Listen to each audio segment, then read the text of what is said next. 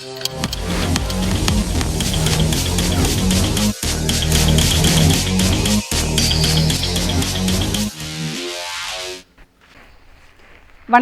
சிந்தனை களம் நிகழ்ச்சிக்கு உங்களை அன்புடன் வரவேற்கிறோம்.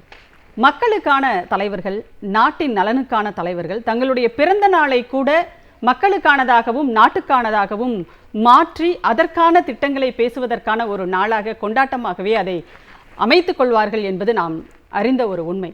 அப்படித்தான் தமிழ்நாட்டினுடைய முதலமைச்சரும் திமுகவின் தலைவருமான திரு மு.க. ஸ்டாலின் அவர்களும் அவருடைய பிறந்த நாளான மார்ச் 1ஆம் தேதியை மக்களுக்காகவும் நாட்டு நலனுக்கான ஒரு செய்தியை சொல்வதற்காகவும் அவர் பயன்படுத்தி கொண்டிருக்கிறார். எப்பொழுதுமே முதல்வரினுடைய பிறந்தநாள் செய்தியானது மிக மிக முக்கியத்துவம் வாய்ந்ததாக அமையும். இந்த பிறந்த நாளிலும் அவர் ஒரு மடலை எழுதியிருக்கிறார் திமுகவினுடைய தொண்டர்களுக்கு. அது திமுகவின் தொண்டர்களுக்காக மட்டும் அல்லாது ஒட்டுமொத்த இந்தியாவிற்குமான ஒரு மடலாகவே அது அமைந்திருக்கிறது. அதில் அவர் குறிப்பிட்டிருக்கிறார், இந்தியா கூட்டணி வெல்லுகின்ற அந்த செய்திதான் தனக்கான பிறந்தநாள் பரிசு. 40ம் நமதே, நாடும் நமதே என்ற நிலையை எட்டுவதுதான் எனக்கான பிறந்தநாள் பரிசு என்று அவர் அதில் தெரிவித்திருக்கிறார். முதல்வரினுடைய பிறந்தநாள் பரிசுக்காக இந்தியா கூட்டணியினுடைய உழைப்பு எந்த அளவில் இருக்க வேண்டும், என்னென்ன செய்ய வேண்டும், எப்படிப்பட்ட பிரச்சாரங்களை மேற்கொள்ள வேண்டும் என்பதெல்லாம் இருக்கிறது. நாம் பேசலாம். இந்த நிகழ்ச்சியில் நம்மோடு கருத்துக்களை பகிர்ந்து கொள்வதற்காக திமுகவின் சார்பில் நாடாளுமன்ற உறுப்பினர் டாக்டர் கலாநிதி வீராசாமி அவர்கள் நம்மோடு இணைந்திருக்கிறார். அதேபோல் விடுதலை சிறுத்தைகள் கட்சியினுடைய நாடாளுமன்ற உறுப்பினர் முனைவர் ரவிக்குமார் அவர்கள் நம்மோடு இணைந்திருக்கிறார். மூத்த பத்திரிகையாளர் திரு பீர் முகமது அவர்களும் நம்மோடு இணைகிறார். கருத்துக்களை பதிவு செய்வோம். வணக்கம். கலாநிதி சார், முதலமைச்சர் ஒரு பிறந்தநாள் பரிசு கேட்டிருக்கிறார். எப்பவுமே அவர் பிறந்தநாள் பரிசுல யார்கிட்ட கேட்கறது கிடையாது. ஆனால் இந்த முறை எனக்கான பிறந்தநாள் பரிசுன்னே அவர் கேட்டிருக்கிறார். எப்படி பாக்குறீங்க? அந்த அதாவது முதல்வர் அவர்கள் தனக்கானது அப்படின்னு சொன்னா கூட அவருடைய அந்த ஆசையில் கூட என்னன்னு பார்த்தீங்கன்னா, இது தமிழ்நாடு மட்டும் இல்லாமல் ஒட்டுமொத்த இந்தியாவுக்குமே ஒரு இக்கட்டான சூழ்நிலையில் இருக்கும் இந்த நாட்டில் ஒரு விடிவு காலம் பிறக்க வேண்டும் என்பதற்காக அனைத்து மக்களுக்குமான ஒரு பரிசாகத்தான் இதை நான் பார்க்குறேன். இது அவருக்கான பரிசு அப்படின்றது மட்டும் இல்லாமல் அனைத்து இந்தியர்களுக்குமான பரிசாகத்தான் இந்த வெற்றி இருக்கும், அவருடைய வச்சிருந்த கோரிக்கை. அண்ட் அவருடைய அந்த கோரிக்கையில் நீங்கள் பார்த்தீங்கன்னா, அந்த கடிதத்தில் பல விஷயங்களை சொல்லியிருப்பார். அதில் குறிப்பாக பிரதமர் அவர்கள் பேசிய பேச்சை பற்றி பேசி, இது மாதிரி நீங்கள் பொத்தாம் பொதுவாக, அதாவது நாங்கள் கொண்டு வரும் நல்ல திட்டங்களை எல்லாம் திராவிட முன்னேற்ற கழகம், அதாவது நம்ம அரசாங்கம் அதை தடுத்து நிறுத்துகிறது அப்படின்னு சொன்னார். அவர் அதுக்கு சொல்கிறாரு, நீங்கள் பொத்தாம் பொதுவாக சொல்லாமல் எந்தெந்த திட்டத்தை கொண்டு வந்தீர்கள் அப்படின்னு நீங்கள் சொல்லியிருந்தீங்கன்னா அதுக்கு பதில் அளிக்கிறதுக்கு எங்களுக்கு இன்னும் இதுவாக இருந்திருக்கும் அப்படின்னு சொல்லிட்டு ஒரு மிகப்பெரிய ஜனநாயக செய்தி அந்த கடிதத்தில் இருக்குது. அதாவது ஒரு கட்சி என்று வரும்பொழுது அனைத்து கட்சிகளும் அவரவர்களுடைய நிலைப்பாடு, அவரவருடைய கொள்கைகள் அப்படின்றது இருக்கும். எந்த கட்சியுமே அந்த கட்சியை ஒழித்து விட வேண்டும் அப்படின்னு சொல்லி இதுவரைக்கும் எனக்கு தெரிந்து ஜனநாயக இந்தியாவில் இருந்ததே கிடையாது. காங்கிரஸே இருந்தப்போ கூட, எமர்ஜென்சியே கொண்டு வந்தப்போ கூட அவங்க எந்த கட்சியையும் அழித்து விட வேண்டும், ஒழித்து விட வேண்டும் அப்படின்ற எண்ணம் இருந்ததில்லை. இவர் பார்த்தீங்கன்னா, காங்கிரஸ் இல்லாத பாரதம், இப்போ திமுக திராவிடத்தையும் திமுகவையும் அழித்து விடுவோம், இல்லாத தமிழ்நாடு, இது மாதிரி ஒரு சித்தாந்தத்தை, ஒரு கொள்கையை, அதுவும் மக்கள், ஒரு கோடிக்கணக்கான மக்கள் நம்பிக்கொண்டிருக்கும் கொள்கையை. இப்போ நீங்கள் காங்கிரஸ்ன்னு பார்த்தீங்கன்னா, சென்ற முறை 2019 அவர்கள் பெற்ற வாக்குகள் அப்படின்றது 19%. 19% கிட்டத்தட்ட அது ஒரு 11-12 கோடி மக்கள். 12 கோடி மக்கள் சொன்ன அந்த கருத்தை அவர் ஏற்க மறுக்கிறார். அதே போல் இஸ்லாமியர்கள் அப்படின்னு எடுத்திங்கன்னா ஒரு 20 கோடிக்கும் மேலாக இருக்கும் அது ஒரு ஜனத்தொகை. அது பார்த்திங்கன்னா உலக அளவில் இந்தியா ப்ராபப்ளி செகண்ட் லார்ஜஸ்ட் முஸ்லீம் பாப்புலேஷன் இருக்கிற ஒரு நாடு அப்படின்றது. அந்த அளவுக்கு இருக்கும் மக்கள், அவர்களை ஒதுக்கி அவர்களுக்கு அச்சத்தை ஊட்டும் அளவிற்கு இன்று அரசாங்கம் செயல்பட்டு கொண்டிருக்கிறது இவர்களுடைய ஆட்சி காலத்தில். மக்கள் அச்சத்துடன் வாழும் அந்த சூழ்நிலை அப்படின்றது. ஸோ இந்த மாதிரி அழித்து விடுவோம், ஒழித்து விடுவோம் அப்படின்றதெல்லாம் இல்லாமல் முதல்வர் அவர்கள் என்ன சொல்லியிருக்காருன்னா, பாஜகவை நாங்கள் ஒழிக்க வேண்டும் என்று நாங்கள் சொன்னதே இல்லை, அவர்களும் வாழட்டும், ஒரு நல்ல ஆளுங்கட்சியாகத்தான் இருக்க தெரியவில்லை, ஒரு நல்ல எதிர்கட்சியாகவாவது இருக்கட்டும் அப்படின்றதான் சொல்லியிருக்காரு. இது ஒரு பெரிய ஜனநாயக மெசேஜாக தான் நான் பார்க்குறேன். கண்டிப்பாக சார். பீர் முகமது சார், உங்களுடைய பார்வை, முதல்வர் அவர்கள் கேட்டு இருக்கின்ற பிறந்தநாள் பரிசு, அதில் எனக்கு ரொம்ப பிடிச்சது என்னென்னா, நாடும் நமதே 40 நமதே அப்படிங்கிற ஒரு நம்பிக்கையை வெளிப்படுத்தி இருக்கிறார். அந்த நம்பிக்கையை வெளிப்படுத்துவதற்கான ஒரு சூழலையும் நம்முடைய திராவிட முன்னேற்ற கழகம் உருவாக்கி இருக்கிறது என்று தான் நான் நம்புகிறேன். ஆரம்பத்திலிருந்து இந்த இந்தியா கூட்டணி உருவாக்கத்தில் திராவிட முன்னேற்ற கழகத்துடைய பங்களிப்பு அதுபோல தனது செய்திகளை ஒரு மொழியில் அல்ல, இந்தியாவில் உள்ள ஏனைய மொழிகளிலும் வழங்குவது என்று அந்த ஒரு இந்தியாவுடைய மனமாற்றத்தை, ஒட்டுமொத்த இந்திய மக்களுடைய மனமாற்றத்தை நோக்கி, எங்களுடைய வேலை என்பது தமிழ்நாட்டு எல்லைகளோடு முடிந்து போவதில்லை, டெல்லியில் ஆட்சி மாற்றம் என்பது இந்திய மக்களின் விருப்பமாக இருக்கிறது என்கிற செய்தியை இன்றைக்கு நேற்றைக்கல்ல, இதை தொடர்ச்சியாக அவர் சில மாதங்களாக அதை தீவிரமாக நமது முதலமைச்சர் அவர்கள் செய்து வருகிறார். அதனுடைய தொடர்ச்சியாக இன்றைக்கு அந்த நம்பிக்கை ஏற்பட்டிருக்கிறது. ஏனென்றால் காங்கிரசுடைய ராகுல் காந்தி அவர்கள் சொல்லும்போது சொல்லுவார், இதுவரைக்கும் இந்த 9 ஆண்டுகள் பிஜேபி இந்த நாட்டில் இந்த சொல்லாடலை நிர்வாகம் செய்து வந்தது என்பது உண்மை. ஆனால் கடந்த ஓராண்டாக எப்போது 2022 செப்டம்பர் 7ஆம் தேதி பாரத் ஜோடோ யாத்திரா, இந்திய ஒற்றுமை பயணம் ஆரம்பித்ததோ அது முதல் எங்களுடைய குரல் ஓங்கி ஒலிக்க ஆரம்பித்து விட்டது. நாங்கள் தான் இன்றைக்கு அரசியல் சொல்லாடலை நிர்வாகம் மேலாண்மை செய்து வருகிறோம் என்கிற ஒரு செய்தியை தொடர்ச்சியாக சொல்லி வருகிறார். உடல் மொழியிலும் நீங்கள் பார்க்கலாம், பிரதமருடைய உடல் மொழியில் அந்த கான்ஃபிடன்ஸ் இல்லை. It's a game of confidence என்று சொல்லுவார்கள் தேர்தல் அரசியலை பொறுத்து. அந்த கான்ஃபிடன்ஸ் அவருக்கு போயிட்ட ஒரு டெஸ்பிரேஷன் என்று சொல்வார்கள். அதாவது எதையாவது செய்து எதை தின்றால் பித்தம் தெளியும் என்கிற அளவுக்கு இன்றைக்கு பிஜேபியுடைய தலைவர்களுடைய உடல் மொழி மாறிவிட்டது. எனவே அவர்கள் கையிலிருந்து இந்த வெற்றி நழுவி போகிறது. இதனுடைய ஒட்டுமொத்தமாக இந்தியா கூட்டணி இந்த அரசியல் சொல்லாடலை தனது கையில் எடுத்துக்கொண்டு விட்டது. குறிப்பாக இங்கு இருக்கக்கூடிய இந்த 10 வருடங்களில் நிகழ்ந்த அது பண மதிப்பிழப்பில் தொடங்கி, இந்த பணத்தை செல்லாது என்று அறிவித்ததில் தொடங்கி, ஜிஎஸ்டியில் தொடங்கி, அதற்கு பிறகு கொரோனா காலத்தில் மக்களுக்கு ஏற்பட்ட ஒரு பெரிய மகிழ்ச்சி குறைவு என்பதெல்லாம் அதனுடைய ஒரு கூட்டு விளைவாக இன்றைக்கு பிஜேபி மீதான நம்பிக்கை என்பது மிகப்பெரிய அளவுக்கு சரிந்திருக்கிறது. ஒன்றிய அரசின் மீதான நம்பிக்கை சரிந்திருக்கிறது. அந்த பின்னணியில் அந்த சூழல் இது வெறுமனே ஒரு முழக்கம் என்று நான் பார்க்கவில்லை. அதற்கான ஒரு கான்டெக்ஸ்டோட அதற்கான உழைப்பை செலுத்திவிட்டு அவர் சொல்லுகிறார், இந்த நாடும் நமதே, 40 நமதே, நம்பிக்கையோடு வேலை செய்து இந்த வெற்றியை நமக்கு பரிசளியுங்கள் என்கிற ஒரு கோரிக்கையை இன்றைக்கு நாட்டு மக்களை நோக்கி, வெறுமனே திராவிட முன்னேற்ற கழக தொண்டர்களை நோக்கி அல்ல, நாட்டு மக்களை நோக்கி, அவர் தொண்டர்களுக்கு எழுதின கடிதமாக இருந்தாலும் இது நாட்டு மக்களை நோக்கி வைத்த அறைகூவலாகத்தான் நான் இதை பார்க்கிறேன். கண்டிப்பா சார், நன்றி. நம்ம பேசுவோம். ரவிக்குமார் சார், முதலமைச்சர் அவர்களினுடைய பிறந்த நாள் செய்தி குறித்த உங்களுடைய பார்வை, முதல் கட்ட பார்வை. தமிழ்நாட்டுக்கு பாதுகாப்பு அரணாக திகழ்கிற நம்முடைய மாண்புமிகு தமிழக முதல்வர் அவர்களுடைய பிறந்த நாள் நேரத்தில் அவர் நல்ல நலமும் மகிழ்ச்சியும் பெற்று இந்த மாநிலத்தை தொடர்ந்து இதே போல வழிநடத்த வேண்டும் என்ற என்னுடைய வாழ்த்துக்களை நான் தெரிவித்துக் கொள்கின்றேன். இன்றைக்கு தமிழ்நாடு முதலமைச்சர் அவர்கள் இந்த மாநிலத்தின் முதலமைச்சராக மட்டுமல்ல, இந்த மாநிலத்தின் பாதுகாவலராக இருக்கிறார். இந்த பாதுகாப்பு என்பது அவர் அமைத்திருக்கிற கொள்கை அரண், அதன் அடிப்படையிலே இன்றைக்கு இந்த பாதுகாப்பு நமக்கு கிடைத்துக் கொண்டிருக்கிறது. இந்தியாவினுடைய ஏனைய பகுதிகளை எல்லாம் பார்க்கும்போது நமக்கு தோன்றுகிற விஷயம், ஏதோ தமிழ்நாடு இன்றைக்கு தப்பித்து இருக்கிறது.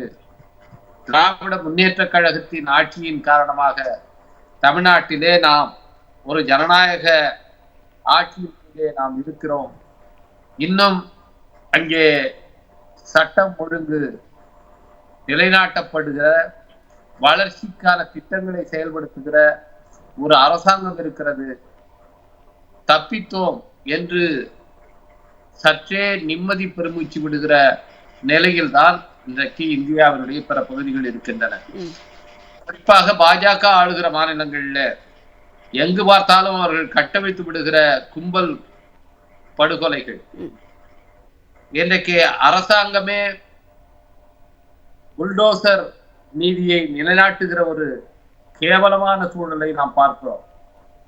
சிறுபான்மை மக்கள் குடிமக்களாகவே கருதப்படாத ஒரு நிலை, பெண்கள் பாதுகாப்பாக எங்கும் பயணிக்க முடியாத ஒரு நிலை, இப்படியான ஒரு சூழலில் அடுத்தடுத்து மக்கள் நல திட்டங்களை அறிவித்து தமிழ்நாட்டை வளர்ச்சி பாதையில் செலுத்திக் கொண்டிருக்கிற நம்முடைய முதலமைச்சர் அவர்கள் இந்த மண்ணை, இதனுடைய பண்பாட்டு விழுமியங்களை, வரலாற்று தொடர்ச்சியை பாதுகாத்து இதை சனாதன சக்திகள் அணுக முடியாத ஒரு எகுக்கோட்டையாக பாதுகாத்துக் கொண்டிருக்கிறார். எனவே அது மிகவும் முக்கியம் என்று நான் கருதுகிறேன். இந்த பங்களிப்பு தொடர வேண்டும். இதற்கு தமிழ்நாட்டு மக்கள் தொடர்ந்து ஆதரவளிக்க வேண்டும். திராவிட முன்னேற்ற கழக அரசை ஆதரிப்பது என்பது நம்மை நாமே ஆதரித்துக் கொள்வது. இன்றைக்கு திராவிட முன்னேற்ற கழகத்தையும் தமிழ்நாட்டையும் பிரித்து பார்க்க முடியாது. பிரதமர் மோடி அவர்கள் திராவிட முன்னேற்ற கழகம் அகற்றப்பட வேண்டிய ஒரு கட்சி என்று பேசியிருக்கிறார். அவருக்கு தமிழ்நாடும் தெரியவில்லை, திராவிட முன்னேற்ற கழகத்தின் வரலாறும் தெரியவில்லை. அவருடைய அந்த விருப்பம் ஒரு ஆபத்தான அவருடைய ஆசையை காட்டுகிறது. இது தமிழ்நாடு மக்கள் மிகவும் எச்சரிக்கையோடு எடுத்துக்கொள்ள வேண்டிய ஒரு கருத்து என்று நான் கருதுகிறேன். கலாநிதி சார், இப்போ முதலமைச்சர் அவர்கள் சொல்லியிருக்கிற மாதிரி நிறைய செய்திகள் சொல்லியிருக்காங்க. அதில் மக்களுக்கு அனைத்தும் தெரியும் அப்படின்னு அவர் சொல்லியிருக்கிறார். இப்போ தமிழ்நாட்டை பொறுத்தவரை தொடர்ந்து திமுகவும் திராவிட இயக்க அமைப்புகளும் சரி, பொதுவுடைமை இயக்கங்களும் சரி, அம்பேத்கர் இயக்கங்களும் சரி, மக்கள் கிட்ட தொடர்ந்து ஒரு விழிப்புணர்வு, அரசியல் சமூக விழிப்புணர்வு ஏற்படுத்திட்டே இருக்காங்க. எல்லாருக்குமே தெரிஞ்சிருக்குன்னு சொல்லலாம். இப்போ வட மாநிலங்களை பொறுத்தவரை நீங்கள் டெல்லி போய் வரும்போது நீங்கள் நிறைய பேர்கிட்ட பேசிப்பீங்க இல்லையா, அங்கே மக்களினுடைய நிலை எப்படி இருக்குது? ஏன்னா அதுதான் இப்போ நமக்கு ரொம்ப முக்கியமாக இருக்குது. இல்லை, இப்போ நீங்கள் வட மாநிலங்களில் இப்போது நீங்கள் கடந்த ஒரு 6 மாதமாகவே பார்த்தீங்க அப்படின்னா, பிரதமர் அவர்கள் மத்திய பிரதேஷில் போயிட்டு தமிழ்நாடு முதலமைச்சர் பற்றியும் சனாதனத்தை பற்றியும், இப்போ உதயநிதி சார் சொன்னார் அந்த சனாதனம் அப்படின்றது, அது அவர் அங்கே போய் பேசுகிறாரு அப்படின்னா ஏன் அது வருது அப்படின்னா, நீங்கள் யூடியூப்லேயே இப்போ நிறைய நார்த் இந்தியா இப்போ அதாவது பழைய காலத்துலலாம் ஒரு 15-20 வருஷத்துக்கு முன்னாடிலாம் இங்கே தமிழ்நாட்டில் என்ன நடக்குது அப்படின்றது வட மாநிலத்தில் இருக்கிறவங்களுக்கு யாருக்கும் தெரியாமலே இருந்தது. இவர்கள் குறிப்பாக இந்த ஹிந்தின்னு சொல்லி ஆங்கிலத்தையே கற்றுக் கொடுக்காமல் வைத்ததே, இப்போ நீங்கள் ஆங்கிலத்தில் படித்து தெரிஞ்சுக்கிட்டிங்கன்னா, ஹிந்து பேப்பர், இந்தியன் எக்ஸ்பிரஸ்லாம் படிச்சிங்கன்னா உலக நடப்பு தெரிஞ்சிடும், வெளிநாடுகள்லாம் என்ன நடக்குதுன்னு தெரிஞ்சிடும், கேள்வி கேட்க ஆரம்பிச்சிருவாங்க. இதற்காகவே அவங்க ஹிந்தின்னு அழுகுறதா தான் நான் என்னுடைய பர்சனல் ஒப்பீனியன். அது இப்போ அங்கே இப்போ அந்த மொழியை தாண்டி இப்போல்லாம் என்ன ஆயிடுச்சு அப்படின்னா, இப்போ நீங்கள் இங்கே தமிழில் பேசுகிறது ஹிந்தி சப்டைட்டில்ஸோடு அங்கே போகுது, ஹிந்தியில் பேசுகிறது இங்கே தமிழ் சப்டைட்டில்ஸோடையோ இங்கிலீஷ் சப்டைட்டில்ஸோடையோ இங்கே வருது. ஸோ இந்த மாதிரி இருக்கும்பொழுது அங்கே வட மாநிலத்தில் இருப்பவர்கள் தமிழ்நாட்டில் இந்த அளவுக்கு வளர்ச்சியும் இந்த தாழ்த்தப்பட்ட மக்களுக்கு, இஸ்லாமியர்களுக்கெல்லாம் இவ்வளோ சிறப்பாக செய்து கொண்டு இருக்கும் பொழுது ஏன் இந்த இடத்துல இது மாதிரிலாம் பண்ண முடிய மாட்டேங்குது? எங்களுக்கு ஸ்டாலின் போன்ற ஒரு முதலமைச்சர் இல்லாட்டி பிரதமர் தான் எங்களுக்கு வேணும் அப்படின்னு சொல்லி வீடியோவே அதெல்லாம் வருது. இப்போ அது மாதிரி வர வர பிரதமருக்கு அது ஒரு அச்சத்தை ஏற்படுத்துது. அது எப்படி இது மாதிரி இந்த அளவுக்கு இப்போ இந்த ரீச் வந்துருச்சு அப்படின்றது, அந்த மக்கள் மத்தியில் இப்போ அவங்களுக்கு தெரிந்தது எல்லாமே மத அரசியல், இதை ஒன்று வச்சுக்கிட்டு மட்டும்தான் அவங்க இது பண்ண முடியும். ஸோ அங்கே போயிட்டு சனாதனத்தை ஒழித்து விடுகிறார்கள், அவர்கள் சனாதனத்தினை இழிவுபடுத்துகிறார்கள். அதாவது சனாதனம் வேறு, மதம் வேறு அப்படின்ற அந்த புரிதலே இனிமே தான் நம்ம இன்னும் உறக்க சொல்ல வேண்டிய ஒரு காலகட்டத்தில் இருக்கும். இப்போ இந்த மாதிரி நேரத்தில் பார்த்திங்கன்னா அங்கே இருக்கும் மக்கள்லாம் இதை மாதிரி பேச ஆரம்பிக்கிறாங்க. குறிப்பாக இஸ்லாமிய சமூகத்தை சேர்ந்தவர்கள், தாழ்த்தப்பட்ட சமூகத்தை சேர்ந்தவர்கள்லாம் அந்த உரிமைகளை கேட்க ஆரம்பிக்கும் பொழுது அவர்களுக்கு ஒரு அச்சம் வருது. ஏன்னா அது ஒரு சைசபிள் ஓட். அது ஸோ இது உத்தரப்பிரதேசில் கெட்டு போயிட்டாங்க, ஆமாம் தமிழ்நாட்டை பார்த்து கெட்டு போய்கிட்டு இருக்காங்களே இவங்க அப்படின்ற ஒரு அச்சத்தில் அவர்கள் இப்போ வாழ்ந்து கொண்டிருக்கிறார்கள். இதனால தான் பார்த்திங்கன்னா தெலுங்கானாவில் போய் நம்ம தமிழ்நாட்டு முதலமைச்சரை திட்டுறாரு, மத்திய பிரதேசில் திட்டுறாரு, உத்தரப்பிரதேஷ். ஸோ போகிற இடத்துலலாம் இப்போ நீங்கள் ராகுலை பற்றி கூட அவ்வளோ பேசுகிறதில்ல, பேசுகிறது திமுகவை பற்றியும் திராவிட மாடல் பற்றியும். இதுதான் அவர் இன்றைக்கி என்ன அவர் எதிர்கொள்ள வேண்டிய கருத்தியல் அப்படின்றது சனாதனமா இல்லை திராவிடமா அப்படின்றது, அதாவது நாடு முழுக்க அது பரவிக்கிட்டு இருக்கு அப்படின்றது தான். ஸோ அந்த அச்சத்தின் பிரதிபலிப்பு தான் இன்றைக்கி பிரதமர் இன்றைக்கி பார்த்திங்கன்னா திமுகவை ஒழித்து விடுவோம், தமிழ்நாட்டிலிருந்து திமுக பார்க்கவே முடியாது அப்படின்றதெல்லாம் சொல்கிறதெல்லாம் அது ஒரு ஜனநாயக பார்வையே இல்லாத ஒரு பார்வை. ஆனால் ஒவ்வொரு முறையும் நீங்கள் பார்த்தீங்கன்னா கர்நாடகாவில் தேர்தல் நடந்தப்போ கூட ஹனுமாரை கூப்பிட்டு வந்தாங்க, ஹனுமார் கைவிட்டு விட்டார். இப்போ இந்த தேர்தலுக்கு ராமரை கூப்பிட்டு வந்திருக்காரு, கண்டிப்பாக ராமரும் கைவிட்டு விடுவார் அப்படின்றது தான். அண்ட் ஒவ்வொரு முறையும் பார்த்தீங்கன்னா 2019 தேர்தல் அப்போ ஒரு குகைக்குள்ளார போய் உட்காந்துக்கிட்டாரு, ஒரு சாமியார் வேஷம் போட்டுக்கிட்டு அங்கே உட்கார்ந்தாரு. அதுவும் இல்லாமல் ஒரு புல்வாமா அப்படின்றது ஒன்று நடந்தது. அது வரைக்கும் அவர்களுக்கே வெற்றி பெறுவோம் என்ற நம்பிக்கை இல்லாமல் இருந்தது. அந்த புல்வாமா வந்ததுக்கப்புறமா அப்படியே எல்லாம் மாறிட்டு இப்போ இவர் போய் இந்த துவாரகான்னு சொல்லி ஒரு தண்ணி கடியில் போய் சமுத்திரத்தில் போய் உட்காந்துருக்காரு. ரெட் கார்பெட் தான் அங்கே வச்சுட்டு உட்கார்ந்துருவார். இப்போ அடுத்தது எங்களுக்கு என்ன பயம் அப்படின்னா, இது அடுத்தது திருப்பி இது மாதிரி ஏதாவது ஒரு தேவையில்லாத ஒரு நாடு தழுவிய ஒரு பிரச்சனையை ஏதாவது கிளப்பி விட்டுடுவாங்களோ அப்படின்ற அச்சம் தான் எங்களுக்கு இருக்குது. இந்த இருக்கிற 2 மாதத்துக்குள்ளார அந்த மாதிரிலாம் எதுவும் செய்யாமல் இருந்தால் கண்டிப்பாக இவர்கள் அதாவது 200 சீட்டுக்கு மேலே கண்டிப்பாக வரதுக்கான வாய்ப்பே இருக்காது. இவர்கள் 400 அப்படின்னு சொல்கிறதெல்லாம் அதாவது ஒரு அடித்து விடுவோம் அப்படின்ற மாதிரி தான் சொல்கிறாங்களே தவிர, இவர்கள் அந்த என்டிஏ கூட்டணி 200 தொகுதிகளுக்கு மேல் வர்றதுக்கு வாய்ப்பே இருக்காது அப்படின்ற மாதிரி தான் இருக்குங்க. அந்த அளவுக்கு வட மாநிலங்களும் இன்னைக்கு தயாராக இருக்கிறார்கள். பீர் முகமது சார், இப்போது வட மாநில மக்களை குறித்து பேசும்போது சார் ரொம்ப கான்ஃபிடென்ட்டாக நிறைய செய்திகளை நம்மளே பார்க்குறோம், வீடியோக்களாக வர்றதெல்லாம் நம்ம பார்க்குறோம். இப்போது இத்தனை இடங்கள் அப்படின்னு ஒரு டார்கெட்டை வச்சுட்டு வேலை செய்கிறாங்களா பாஜகவை பொறுத்தவரை? ஏன்னா நாடாளுமன்றத்திலும் பிரதமர் அதை பதிவு செய்கிறார், வெளியில் போகிற இடங்களில் எல்லாம் அதை பதிவு செய்கிறார். 400 இடங்கள், 425 இப்படியெல்லாம் அவர் ஒரு டார்கெட் வைக்கிறார் இல்லையா? அது எதை காட்டுகிறது அந்த டார்கெட் ஃபிக்ஸ் பண்ணுறது அப்படிங்கிறது?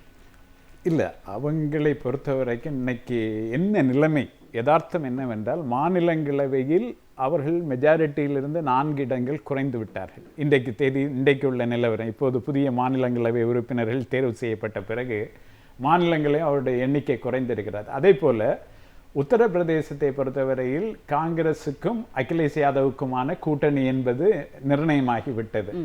அவர்களை பொறுத்த வரைக்கும் உத்தரப்பிரதேசத்தில் இப்படியான ஒரு கூட்டணி நிகழும் என்று அவர்கள் எதிர்பார்க்கவில்லை. இவர்கள் செய்யக்கூடியது என்னவென்றால், இந்த இந்தியா கூட்டணியில் யாரெல்லாம் சேர்கிறார்களோ அவர்களெல்லாம் இன்னைக்கு சிபிஐ சம்மனை அகிலேஷ் யாதவுக்கு அனுப்பியிருக்கிறார்கள். அதே போல ஏற்கனவே அரவிந்த் கெஜ்ரிவாலுக்கு தொடர்ச்சியாக 7-8 முறை அமலாக்கத்துறையை வைத்து தொடர்ந்து சம்மன் அனுப்பி கொண்டிருக்கிறார்கள். ஒரு முறை அண்ணாமலை ஈரோடு என்று நினைக்கிறேன் பேசும்போது என்ன சொல்கிறார், இவர் பெங்களூருக்கு போகக்கூடாது ஸ்டாலின் அப்படிங்கிறார், இந்தியா கூட்டணியுடைய கூட்டத்துக்கு போகக்கூடாது. இதை தொடர்ந்து மிரட்டுவது, அமலாக்கத்துறை வைத்து மிரட்டுவது அல்லது ஒன்றிய புலனாய்வுத்துறையை வைத்து மிரட்டுவது, அதன் மூலமாக இந்த கூட்டணியை பலவீனப்படுத்துவது என்று அவர்கள் தலைகீழாக நின்று எத்தனையோ முயற்சிகளை இமாச்சல பிரதேசத்தில் ஆட்சி கவிழ்ப்பு முயற்சியை செய்தார்கள். அதுவும் முறியடிக்கப்பட்டு விட்டது. எப்படி எல்லாமோ பேக்டோர்ல அல்லது மிரட்டல் வழியாக ஏதாவது ஒரு வழியில் இந்த எதிர்க்கட்சிகளுடைய ஒற்றுமையை பலவீனப்படுத்த வேண்டும் என்று அவர்கள் செய்யக்கூடிய முயற்சிகள் எல்லாம் தோல்வியில் முடிகின்றன. இன்றைக்கு பார்த்தால் நாங்கள் பெரிய கூட்டணி என்று சொல்லிக் கொண்டிருந்தவர்கள் கதவுகளையும் ஜன்னல்களையும் திறந்து வைத்திருக்க யாரும் வர காணோம், யாருமே இல்லை. அவருடைய தமிழ்நாட்டு கூட்டத்தில் கூட கூட்டணி கட்சி என்று பேர் சொல்லும்படியான ஒரு கட்சி இல்லை. ஒரு திராவிடர் கழக தலைவர் ஆசிரியர் அவர்கள் தான் ஒரு பேட்டியில சொல்லியிருக்கிறாரு, அவங்க கதவை திறந்தெல்லாம் வைக்கல, கதவையை கலட்டி வச்சுட்டாங்க, அப்ப கூட யாரும் வரல. யாரும் வராத நிலையில் அவர்கள் ஒரு மிகப்பெரிய ஒரு ஏமாற்றத்துக்கு ஆளாகி இருக்கிறார்கள். ஒன்று, மிகப்பெரிய அளவுக்கு ஒரு விரக்திக்கு ஆளாய ஒரு ஏமாற்றத்தை கடந்த ஒரு நிலைக்கு போய்விட்டார்கள். அவருடைய கூட்டணி 2014 எப்படி இருந்தது? பஞ்சாபில் சிரோன்மணி அகாலி தளம் இருந்தது, இங்க எல்லா ஊர்லயும் ஒரு கூட்டணி இருந்தது. இன்றைக்கு தனியாக நிற்கிறார்கள். அதாவது அதிகார மமதையின் காரணமாக தனியாக நிற்கிறார்கள். தோற்று விடுவோம். அப்போ தோற்றுவிட போகும்போது நீங்கள் உளறுவீர்கள், ஒரு உளறலுக்கு வந்துவிட.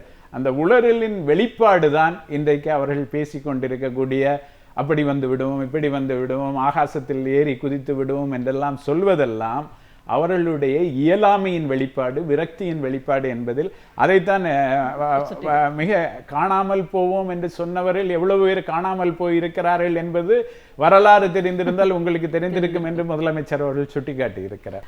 ரவிக்குமார் சார், அதாவது பிரதமர் மோடிக்கு அந்த கான்ஃபிடென்ட் அப்படிங்கிறது உடைஞ்சு போச்சு. அவர் தன்னுடைய நம்பிக்கையை தன் மீது தன் ஆட்சி மீது இருந்த நம்பிக்கை உடைந்து விட்டது அப்படின்னு சொல்றாங்க. எந்த இடத்தில் அது அந்த கான்ஃபிடென்ட் பிரேக் ஆயிருக்குன்னு பாக்குறீங்க சார்? அவங்களுக்கு முதல்ல என்ன நினைச்சாங்கன்னா, இந்த இந்தியா கூட்டணி என்பதே உருப்பெறாதுன்னு நினைச்சாங்க. இப்போ உருப்பெறதுக்கு முன்ன அதை எப்படியா உடைக்கணும்னு சொல்லி எல்லாரையும் இடி, சிபிஐ இந்த மாதிரியான நிறுவனங்களை வச்சு மிரட்டி அவங்கள ஒண்ணு சேர விடாம தடுத்துடலாம்னு பார்த்தாங்க. ஆனா இதை எல்லாத்தையும் தாண்டி அதுல அவங்களுக்கு ஒரு சின்ன சின்ன வெற்றி கிடைச்சது. குறிப்பா நிதிஷ அவங்களால இழுக்க முடிஞ்சது. மகாராஷ்டிராவில் காங்கிரஸ் மூத்த தலைவர் ஒருவரை இருக்க முடிஞ்சது. இப்படி எல்லாம் செஞ்சாங்களே ஒழிய இந்த கூட்டணியை வந்து அவங்க நிலைகுலை வைக்க முடியல. குறிப்பா ஆம் ஆத்மிக்கோ காங்கிரஸுக்கோ இந்த மாதிரி ஒரு கூட்டணி உருவாகுங்கிறத அவங்களால நினைச்சு பார்க்க முடியல. அது இன்னைக்கு உருவாகி இருக்கிறது. அடுத்ததா அகிலேஷ் யாதவுக்கும் காங்கிரஸுக்கும் ஒரு கூட்டணி அமையாது அப்படின்னு நினைச்சாங்க, அதுவும் அமைஞ்சிருச்சு. இன்னைக்கு வந்து மம்தா பானர்ஜி அவர்களோடும் காங்கிரஸ் கூட்டணி நிச்சயமாக உருவாகும் என்றுதான் எல்லாரும் சொல்கிறார்கள். இந்த நிலையில வட இந்தியாவில ஏற்பட்டிருக்க இந்த மாற்றம் என்பது நிச்சயமாக அவங்களுக்கு ஒரு பலத்த அடி. ஏன்னா ஹிந்தி ஹார்ட்லேண்ட்னு சொல்லப்படுகிற அந்த பகுதிகளில் தான் அவங்களுடைய வெற்றிங்கிறது இருக்கு. ஏன் அங்க வந்து அவங்க வெற்றி பெறுறாங்க அப்படிங்கிறத பார்க்கும்போது இந்தியாவினுடைய 2 வேறு தன்மைகள், வட இந்தியாவுக்கும் தென்னிந்தியாவுக்கும் உள்ள தன்மைகளை நம்ம புரிஞ்சுக்கணும்.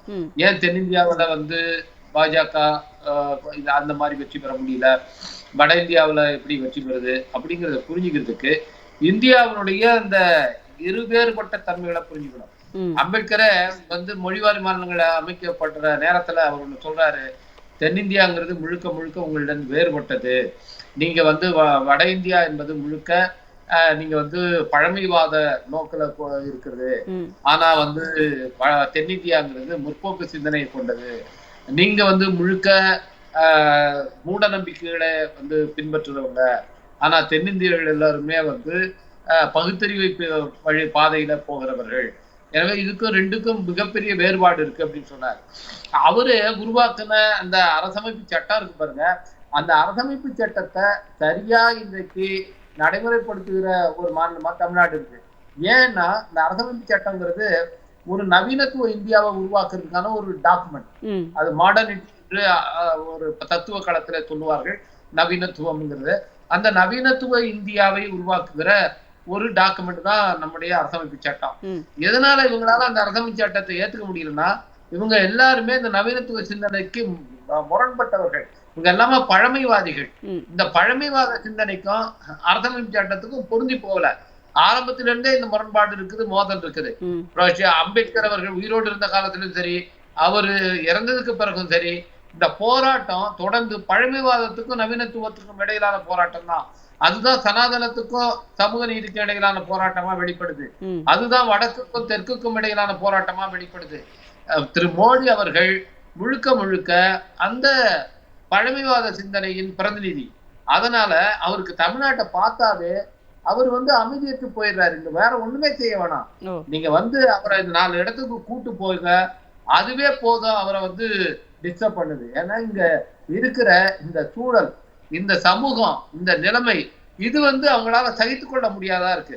வட இந்திய மாநிலத்திலிருந்து இந்த மாதிரி பழமைவாத சிந்தனைகள் கொண்ட யாரையும் நீங்க அழைச்சிட்டு வந்து தமிழ்நாட்டை ஒரு சுத்தி காட்டினீங்கன்னாவே அவங்களுக்கு தலை சுத்தி போடும். ஏன்னா இது மாதிரியான ஒரு மாநிலத்தை அவங்க கற்பனை கூட செய்து பார்க்க முடியாது. இங்க அந்த மாதிரியான ஒரு வளர்ச்சி பெற்ற ஒரு நிலை இருக்கிறது. அதனாலதான் அவரு இது திமுக இதற்கு காரணம். ஏன்னா இன்றைக்கு ஒரு 50 ஆண்டு காலத்துக்கு மேல தமிழ்நாட்டை இந்த மாதிரியான ஒரு பகுத்தறிவு பாதையில செலுத்துகிற ஒரு பேரியக்கமாக திராவிட முன்னேற்ற கழகம் இருக்கிறது. நம்முடைய முதலமைச்சர் அவர்களை திராவிட முன்னேற்ற கழகத்தினுடைய தலைவரா வந்து பொறுப்பேற்றுக் கொண்டு முதல்ல ஒரு உரையாற்றினார். அப்ப வந்து எதிர்காலத்தினுடைய கழகத்தினுடைய நிலை என்ன அப்படின்னு ஒரு வினாவை கொடுத்து அதுக்கு வந்து அவர் என்ன பதில் சொன்னாங்கன்னா, பகுத்தறிவு என்பது அறிவிலும் விழுகொண்டு உலகை காண்பது என்பதை உறக்க சொல்லுதல், ஆணுக்கு பெண் இங்கு சமம் என மதித்தல், திருநங்கையர் மாற்றுத்திறனாளிகள் சமூகத்தில் சம உரிமை பெற்றுத் தருதல், தனிமனித மற்றும் ஊடக கருத்து சுதந்திரத்தை மீட்டெடுத்தல், கருத்து சுதந்திரத்தை போற்றி பாதுகாத்தல், பிற மொழிகளை அடித்து இந்தியா முழுவதற்கும் மதச்சாய பூசல் கட்சிகளை எதிர்த்தல் அப்படின்னு சொல்லி, இதுதான் நம்முடைய எதிர்கால கடமை, திராவிட முன்னேற்ற கழகத்தின் கடமை அப்படின்னு சொல்லி 2018ஆம் ஆண்டு அவங்க வந்து அந்த முதல் உரையை வந்து ஆற்றினார். அந்த உரை என்ன விதமான ஒரு திராவிட முன்னேற்ற கழகத்தினுடைய இலக்கை அவர் நிர்ணயித்தாரோ அதை இன்றைக்கு ஆட்சி அதிகாரம் கையில வந்ததுக்கு பிறகு அவருடைய அந்த கனவு, அந்த திராவிட கனவு, அதுதான் இன்னைக்கு பட்ஜெட்ல கூட வந்து ஒரு மாபெரும் தமிழ் கனவு சொல்லி 7 அம்சங்களை சுட்டி காட்டி அதை நிறைவேற்றுகிற ஒரு பட்ஜெட் இது என்று அறிவித்தார்கள். எனவே நம்முடைய முதலமைச்சர் அவர்கள் முழுக்க முழுக்க ஒரு நவீனத்துவ நாட்டை படைக்கிற ஒரு முனைப்போடு செயல்படுகிறார். இது முழுக்க முழுக்க இந்த மாதிரியான சனாதன சக்திகளுக்கு, பிற்போக்கு சக்திகளுக்கு, மூட நம்பிக்கைகளை மட்டுமே வைத்துக் கொண்டு மக்களை ஏமாற்றுகிற சக்திகளுக்கு, அவர்களுக்கு, பிற்போக்குவாதிகளுக்கு இதை ஏற்றுக்கொள்ளவே முடியாது. அதுதான் திமுக மேல இருக்கிற வெறுப்பு, நம்முடைய முதலமைச்சர் மேல இருக்கிற வெறுப்பு, தமிழ்நாட்டு மேல இருக்கிற வெறுப்பு. இன்னைக்கு தமிழ்நாட்டுக்கு ₹1 அந்த வெள்ள நிவாரணம் பணமா ₹1 கொடுக்க மாட்டேங்கிறாங்க. பேரிடர் நிவாரணம் அவங்க சொந்த பணத்துல இருந்து நாம கேட்கல, அவங்க சேர்த்து வச்சிருக்கிற அந்த எலக்ட்ரானிக் பாண்ட்ல இருந்து இன்னைக்கு முறைகேடாக பணத்தை கட்டி வச்சிருக்காங்க, அதுல இருந்து நம்ம கேட்கல. அரசாங்க பணத்தை தான் நம்ம கேட்கிறோம். அதுல இருந்து ₹1 கூட கொடுக்க மாட்டேங்கிறாங்க. நாங்க போய் அண்ணன் TR பாலு அவர்கள் தலைமையில உள்துறை அமைச்சர் அமித்ஷாவை பார்த்த போது 27 நாங்க விடுவிச்சிருவோம் அப்படின்னாரு. சொன்னாரு. எவ்வளவு பச்சை பொய்ய கூசாம சொல்றாங்க. எந்தவித சங்கோஜமும் அவங்களுக்கு கிடையாது. பொய் சொல்றத பத்தி ஒரு சின்ன தயக்கமோ ஒரு கூச்சமோ இல்லாத ஆட்களை நம்ம இப்பதான் அரசியல் தளத்துல இவ்வளவு வெளிப்படையா பாக்குறோம்.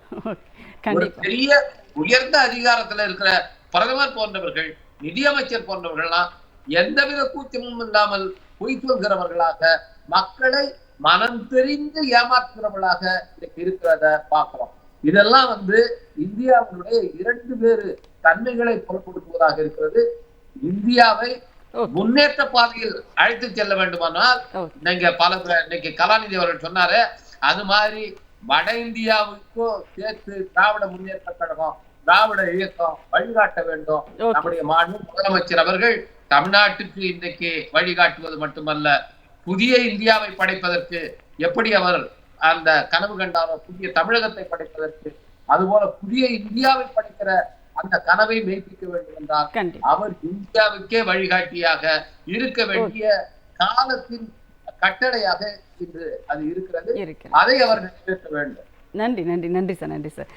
கலாநிதி சார், இப்போ என்னென்னா முக்கியமான ஒரு பிரச்சார உத்தியை இன்றைக்கு திமுக முன்னெடுத்திருக்கிறது. அதை தொடர்ந்து முதலமைச்சர் அவர்களும் எல்லா இடத்திலும் சொல்லிட்டே வர்றார். அதாவது இல்லம் தோறும் ஸ்டாலினின் குரல் அப்படின்னு சொல்லிட்டு ஒரு விஷயம், நேரடியாக மக்களை வீடுகளுக்கே போய் சந்தித்து பிரச்சாரம் செய்வது என்பது. இப்போ திமுக ஆட்சியை பொறுத்தவரை ஒவ்வொரு நாளும் மக்கள் பயன்பெறுகின்ற திட்டங்களாக நிறைய கொடுத்துருக்கோம். இதையும் மீறி நாம் ஒவ்வொரு வீடு வீடாக போய் பேச வேண்டிய ஒரு தேவை இருக்கிறதுன்னு பார்க்குறேன். அதாவது இந்த காலகட்டம் எப்படி இருக்குது அப்படின்னா, போய் நீங்கள் உறக்க சொன்னால் போய் சேர்ந்துடும், உண்மையை நீங்கள் எத்தனை முறை சொன்னாலும் அது பத்தாது அப்படின்ற மாதிரி ஒரு நிலைமை இருக்கிறது.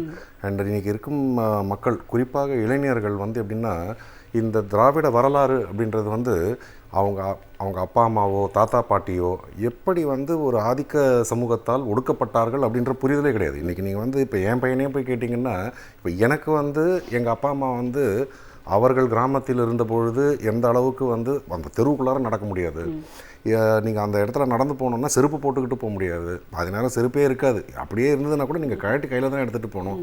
இதெல்லாம் நம்ம குழந்தையாக இருக்கிறப்ப சொல்லி சொல்லி நம்ம வளர்ந்தோம். இப்போ ஆனால் நம்மலாம் அடுத்தது நம்ம இதை பற்றி நம்ம யோசித்து அதை செய்யலை. நம்ம இப்போ அடுத்து வரும் தலைமுறையினருக்கு அதை பற்றிய புரிதல் இல்லை. அப்படின்றப்போ இதை மீண்டும் மீண்டும் மக்களிடம் சொல்ல வேண்டும். அதுவும் இல்லாமல் மக்களுக்கு எப்படின்னா, இப்போ நீங்கள் எந்த அளவுக்கு நீங்கள் நல்ல திட்டங்கள் அப்படின்னு பார்த்தீங்கன்னா, கலைஞர் கொண்டு வந்த திட்டங்கள் அப்படின்றதெல்லாம் டெல்லியில் இருக்கிற ஒரு அதிகாரி ஒருத்தர் என்கிட்ட சொல்கிறார், 1996 2001 திராவிட முன்னேற்ற கழகம் கொடுத்த ஆட்சியை போல் உலகத்தில் எங்கேயுமே கொடுத்திருக்க முடியாது, அப்படிப்பட்ட ஆட்சியையே தோற்கடித்த தமிழகம் அப்படின்றது அவர் ஒரு வருத்தத்தோடு சொன்னார். அதாவது ஆதங்கத்தில் அதையே தோற்கடிச்சிட்டாங்க, எங்களெல்லாம் அதெல்லாம் பொறுத்துக்கவே முடியல அப்படின்னு சொல்லி. ஸோ அது மாதிரி நம்ம எவ்வளவு சிறப்பாக நம்ம செயல்பட்டாலும் மக்களின் எதிர்பார்ப்புகள் அப்படின்றது நீங்கள் காலப்போக்கில் அது வளர்ந்துக்கிட்டே தான் போகும். ஸோ அதுக்கு ஏற்ப நம்ம செய்ததை மட்டும் சொல்வது மட்டுமல்லாமல், இப்போ இன்றைக்கி மாநில அரசாங்கத்தின் சக்தியுடன் நாம், அதாவது ஒன்றிய அரசாங்கம் இவ்வளவு எதிர்ப்பு தெரிவித்தும் இவ்வளவு நல்ல திட்டங்களை நாங்கள் செயல்படுத்தி கொண்டிருக்கிறோம். ஒன்றிய அரசாங்கமும் நம்ம தோழமையாக இருந்தால் இதை விட 2 மடங்கு செய்ய முடியும் அப்படின்றத நம்ம மக்கள்கிட்ட கொண்டு போய் சேர்க்க வைக்கணும் அப்படின்றது தான். இப்போ நீங்கள் வந்து மக்கள்கிட்ட போயிட்டு அதை சொல்கிறப்போ நீங்கள் வந்து இப்போ அதை கொண்டு வந்த பல திட்டங்கள், இப்போ பிரதமர் வந்து சொல்கிறாரு கல்யாணம் வயது வந்து பெண்களுக்கு 21. இது நீங்கள் சொல்லிட்டீங்கன்னா ஒரு கிராமப்புறங்களில் இருக்கும் பெற்றோர்களுக்கெல்லாம் வந்து எப்படின்னா ஒரு 17-18 வயசு 12வது +2 முடிக்கிறாங்கன்னா அவங்களுக்கு வந்து அந்த பொண்ணு கல்யாணம் பண்ணி வச்சிடணும் அப்படின்றது தான் எண்ணமாக இருக்கும். ஏன்னா அவங்களுக்கு வந்து ஒரு 4 வருஷம் இதற்காக இது பண்ணணும். ஏன்னா அது ஒரு இன்னும் பல குடும்பங்கள் அதை வந்து ஒரு கொஞ்சம் பாரம் அப்படின்னு நினைக்கிறவங்க கூட இருப்பாங்க. ஸோ இப்போ நீங்கள் வந்து +2 படித்து முடிச்சுட்டு நீங்கள் அரசு பள்ளிகளில் படித்து முடிச்சிங்கன்னா நீங்கள் காலேஜ் போனால் மாதம் 1000 ரூபாய்னா அந்த 1000 ரூபாய்க்காகவாவது கல்யாணம் பண்ணாமல் வச்சுக்கிறதுக்கான வாய்ப்பு இருக்குது. நான் அது ஒரு இதுவாக சொல்லலை, நான் சொல்கிறேன். நான் காலேஜுக்கு போவாங்க, ஸோ படிக்கிறதுனால கல்யாணம் அப்படின்றது இருக்காது. ஸோ நீங்கள் ஒரு சட்டத்தை போட்டு நீங்கள் ஒரு ஒன்றிய அரசாங்கம் கொண்டு வருவதை ஒரு திட்டத்தை போட்டு இங்கே நம்முடைய முதலமைச்சர் அவர்கள் நடைமுறைப்படுத்தி கொண்டிருக்கிறார். இதுதான் ஒரு நல்ல அரசாங்கத்திற்கு வழி. நீங்கள் வந்து ஒரு பிரதமர் வந்து நாளையிலேருந்து சட்டம் 21 வயசு வரைக்கும் கல்யாணம் இல்லை அப்படின்றது அது யார் வேணாலும் சொல்லலாம். அதை எப்படி நடைமுறைப்படுத்துவது அப்படின்றத விளக்கி காட்டியிருக்கிறது. இதெல்லாம் மக்கள் கிட்ட போய் நம்ம போய் சொல்கிறோம். அதுதான் இன்னைக்கு மீண்டும் மீண்டும் மக்களை சந்தித்து சொல்லிக்கொண்டே இருக்க வேண்டும். இது அண்ணா காலத்திலிருந்து சொல்லிட்டு இருக்கிறோம். இல்லை, மக்களை போய் சந்தித்து பார், மக்களுடன் வாழ், மக்களின் தேவைகளை கேட்டு அவர்களுக்கு தேவையானதை செய். இதுதான் தொடர்ந்து நீங்கள் செஞ்சுக்கிட்டே இருக்கணும். பீர் முகமது சார், இப்போது இன்னொரு பக்கம் பார்த்தீங்கன்னா ஒரு பொதுவாக பேசுகின்ற ஒரு பிரதமர் அப்படின்னு சொல்லிட்டு ஒரு விஷயத்த சொல்கிறார் இல்லையா? எந்த ஒன்றுமே வந்து ஒரு பொறுப்பில் இருப்பவர்கள் ஆதாரத்துடன் பேச வேண்டும் அப்படின்றது எப்படி வந்து அவர் அந்த மாதிரி ஒரு விஷயத்தை பேசுவது என்பது அவருடைய மதிப்பு குறையும் அப்படிங்கிற ஒரு எண்ணம் கூட இல்லாத ஒரு பிரதமராக அவர்? இல்லை, நம்முடைய பிரதமர் இதுவரைக்கும் நம்முடைய ஃபேக்ட் செக்கிங் வெப்சைட்ஸ், நம்ம இந்தியாவில் இருக்கக்கூடிய ஃபேக்ட் செக்கிங் வெப்சைட்ஸில் உள்ள புள்ளி விவரங்களை தொகுத்து பார்க்கும்போது கடந்த 10 ஆண்டுகளில் 100க்கும் மேற்பட்ட பொய்களை நாடாளுமன்றம் உட்பட சொல்லியிருக்கிறார். ஏன் எந்த அளவுக்கு போய் சொல்லியிருக்கிறார் என்றால், சர்தார் வல்லபாய் பட்டேலுடைய இறுதிச் சடங்குக்கு நேரு செல்லவில்லை என்று ஒரு பொது மேடையில் சொல்லிவிட்டார். மறுநாளே அவர் போன படத்தை போட்ட பிறகு அதை பற்றி பேச்சே கிடையாது. ஒரு மறுப்பு தெரிவிக்கக்கூடிய டீசன்சி, ஒரு கண்ணியம் கூட கிடையாது. எனவே அதை நாம் பட்டியலிட்டால் நமக்கு நேரம் பத்தாது. இல்ல, ஒரு பிரதமர் பொய் சொல்கிறார் அப்படிங்கிறது இதுக்கு முன்னாடி எங்காவது இருந்திருக்கிறதா? இல்லை, நீங்க இது ஒரு வேற மாதிரியான ஒரு ஃபேசிசம், வேற டிசைனே வேற. இது வந்து ஒரு ஃபேசிஸ்ட் டிசைன். அதாவது ஒரு சர்வாதிகார டிசைன் என்பது எப்படி இருக்கும்னா, அங்க டயலாகுக்கே இடம் இருக்காது. நான் சொல்றேன், நீ கேளு, அவ்வளவுதான். இங்க ஒரு டெமோக்ராட்டிக் டயலாகே கிடையாது. அதனால்தான் இன்றைக்கு அவர்கள் அந்த பொய் ஒரு உச்சத்துக்கு வந்து அது அம்பலப்பட்டு இன்றைக்கு சந்தி சிரிக்கக்கூடிய அளவுக்கு. அதனால்தான் அந்த பின்னணியில், அந்த சூழலில் தான் நாடும் நமதே 40 நமதே என்கிற ஒரு முழக்கம் இன்றைக்கு உண்மையாகிறது. அந்த இடத்தில் தான் அது உண்மையாக. எனவே நீங்கள் கெட்டிக்காரன் புழுகு 8 நாளைக்கு என்று சொல்வார்கள். இது ஒரு கொஞ்சம் ஜாஸ்தியா போய் ஒரு 10 ஆண்டுகள் போய்விட்டது. ஒரு நீண்ட ஜனநாயகத்தில், ஒரு பெரிய ஜனநாயக நாடாக இருக்கக்கூடிய நமது நாட்டில் இது போன்ற ஒரு இடத்தில் எப்போதுமே மக்கள் ஒரு அலவன்ஸ் அல்லது ஒரு பெனிஃபிட் ஆஃப் டவுட் கொடுப்பாங்க அப்படின்னு சொல்லுவோம். மக்கள் ஒரு பெருந்தன்மைக்காரர்கள். அவர் பெருந்தன்மையா என்ன பண்ணுவாங்க, சரி அவர் 2வது முறை வாய்ப்பு கேட்கிறாருன்னு கொடுத்துட்டாங்க, சரி அவருக்கு 5 வருஷம் போதாது போல இருக்கு அப்படின்னு. ஆனால் இந்த முறை வரும்போது அந்த குட்டுகள் எல்லாம் வெளிப்பட்டு எல்லாமே அம்பலப்பட்டு நிற்கக்கூடிய சூழலில் இதனை அவர் மீண்டும் செய்ய முனையும் போது எளிமையா, அதுதான் முதலமைச்சர் மிக தெளிவாக குறிப்பிட, மக்களுக்கு தெரியும், ஆனா நம்முடைய வேலை நினைவூட்டி கொண்டே இருப்பது என்று சொல்கிறார். மக்களுக்கு தெரியும், ஆனா நீங்க மக்களை செயல்பட தூண்டுவது என்கிற ஒரு பொறுப்பு தான் கட்சியுடைய களப்பணியாளர்களுக்கு இருக்கிறது. எல்லா கட்சிகளுக்கும் இன்றைக்கு இருக்கிறது. எனவே இன்றைக்கு ஏன் நாடு முழுக்க ராகுல் காந்தி என்பவர் பயணம் செய்ய வேண்டும் என்றால் மக்களுக்கு தெரியும். ஆனா நீங்க போய் நான் இருக்கிறேன், அதுக்கு ஒரு மாற்றா இருக்கிறேன், நீங்க வந்து நினைவூட்டி கொண்டே இருக்க வேண்டும். அதுதான், நீங்கள் களமாடிக்கொண்டே இருக்க வேண்டும் என்பதுதான் இதில் முக்கியமானது. அதாவது ஆங்கிலத்தில் ஒரு சொல்வார்கள், you are as good as what you do next. நீங்க அடுத்து என்ன செய்ய போறீங்க, next 1 hour, next 1 month, next 10 yearsக்கு என்ன பண்ண போறீங்கிறது தான் உங்களுடைய அரசியலை, உங்களுடைய வாழ்வியலை தீர்மானிக்கக்கூடியதாக இருக்கும். எனவே நாம் எல்லாமே மக்களுக்கு தெரியும் என்று நாம் சோம்பி இருந்து விட முடியாது என்பதைத்தான் இன்றைக்கு முதலமைச்சர் அவர்கள் சுட்டிக்காட்டியிருக்கிறார். கண்டிப்பாக சார், நம்ம பேசுவோம். நிறைவு கருத்தாக பதிவு செய்யணும். ரவிக்குமார் சார், இப்போ நிறைவு கேள்வி, இந்த 40 நமதே நாடும் நமதே என்ற இந்த இலக்கிற்கு இருக்கின்ற சவால் என்ன அப்படின்னு பாக்குறீங்க இந்த தேர்தலில்? தமிழ்நாட்டை பொறுத்தளவுல நமக்கு பெரிய சவால் என்று எதுவும் கிடையாது. ஏனென்றால் இன்றைக்கு எதிர் கட்சிகள் என்று அவங்க ஒரு அணியை கூட இன்னும் அமைக்க முடியல. அவங்க கடை விரித்தார் கொள்வார் இல்லை என்ற நிலைதான் வந்து பிஜேபிக்கும் இருக்குது, அதிமுகவும் இருக்கு. இல்ல, ஆனா பாஜகவை பொறுத்தவரை அவங்க ஒரு கூட்டம் பிரதமரை வச்சு நடத்திட்டாங்களே, அங்க கூட்டணி தலைவர்கள் எல்லாம் இருந்தார்கள் அப்படிலாம் வந்து செய்திகள் பாக்குறோமே சார். யாரு அவங்க கூட்டணி தலைவர்கள்னு அவங்களே கேட்டுக்க வேண்டியதான். யாருமே இல்லையா? ஈவன் டிடிவி தினகரன் அவர்களோ ஓ பன்னீர்செல்வம் அவர்களோ கூட அந்த மேடையில் இல்லையா? அவங்களே வாண்டனா வண்டியில ஏறுறவங்களே கூட இன்னைக்கு அந்த வண்டியில இல்லையே. எனவே அந்த மாதிரியான ஒரு நிலைமையில தான் பாஜகவோட இது இருக்கு. இந்த பக்கம் அதிமுக பாஜகவுடைய முன்னாள் கூட்டாளிகள்னு சொல்லிக்கிட்டு இருக்க தொடரும் நண்பர்கள் அவங்க வந்து அதே நிலையில தான் அவங்களும் இருக்கிறாங்க. எனவே இப்ப நமக்கு வந்து திராவிட முன்னேற்ற கழக அணிக்கு தமிழ்நாட்டுல ஒரு எதிரணிங்கிறதே இல்லாத ஒரு சூழல் தான் இருக்கு. எனவே இங்க 40 இடங்களும் வெற்றி பெறுவது என்பதுல எந்த ஐயமும் யாருக்கும் கிடையாது. ஏன்னா பாஜக ஆதரவு ஊடகங்களே கருத்து கணிப்புகள்ல அதை சொல்றாங்க. இந்தியா முழுமைக்குமான சவால் என்பது இந்த திராவிட முன்னேற்ற கழக அணி உருவாக்கி இருக்கிற இந்த முன்மாதிரி, இந்த மாடலை இந்தியா பிற பகுதிகளுக்கு கொண்டு போவது. நம்முடைய முதலமைச்சர் இந்தியா பிளாக் ஆரம்பிச்சதுல இருந்த தொடர்ந்து இது மாதிரி இதுக்கான முன்னெடுப்புகளை தான் அவங்க முன் வச்சிட்டு இருந்தாங்க. அதை வந்து அவங்க அப்படியே பின்பற்றி இருந்தாங்க. இவ்வளவு நேரம் இன்னும் உறுதியான ஒரு அணியாக அது மாறி இருக்கும். இது லேட் ஆனாலும் பரவாயில்ல, இன்றைக்கு அந்த வழிமுறைகளை பின்பற்றித்தான் இந்தியா வென்றெடுக்கப்படும். நிச்சயமாக இந்தியா கூட்டணி வெல்லும். சார் நன்றி நன்றி சார். உங்களுடைய நிறைவு கருத்து சுருக்கமாக. அதாவது எனக்கு சவால் அப்படின்னு சொல்ல மாட்டேன் நான். இதில் வந்து ஒரு அச்சம் தான். ஏற்கனவே சொன்ன மாதிரி ஒரு மதக்கலவரமோ ஒரு புல்வாமா போன்ற ஒரு நிகழ்வோ ஒரு டெஸ்பரேஷன் வந்து இவர்கள் எதுவும் செய்யாமல் இருந்தால் நாட்டு மக்களுக்கு நல்லது. இது இந்தியா கூட்டணி வெற்றி பெறும் என்பதில் எந்த ஒரு சந்தேகமும் இல்லை. நிச்சயமாக முதலமைச்சர் அவருடைய பிறந்த நாள் பரிசாக கேட்டிருப்பது மட்டுமல்ல, கலைஞர் நூற்றாண்டுக்கு நாம் அளிக்கக்கூடிய பரிசாக இந்தியா கூட்டணியின் வெற்றியை நாம் அளிக்க வேண்டும். சமூக நீதியின் வெற்றியாக அது அமைய வேண்டும். அது அமையும் என்பதில் எந்த அளவும் ஐயமில்லை. கண்டிப்பாக சார். ரொம்ப நன்றி. எல்லோருமே உங்களுடைய கருத்துக்களை எங்களோடு பகிர்ந்து கொண்டீர்கள். இந்த நிகழ்ச்சியின் மூலமாக தமிழ்நாடு முதலமைச்சர் அவர்களுடைய பிறந்தநாள் வாழ்த்தினை நாட்டு மக்கள் அனைவருக்குமே நாம் வந்து தெரிவிச்சுக்கலாம். நன்றி நிகழ்ச்சியில் கலந்து கொண்டோம். சிந்தனை களம் நிகழ்ச்சி துறை நிறைவடைகிறது. மீண்டும் ஒரு நிகழ்ச்சியில் சந்திப்போம். அதுவரை நன்றி, வணக்கம்.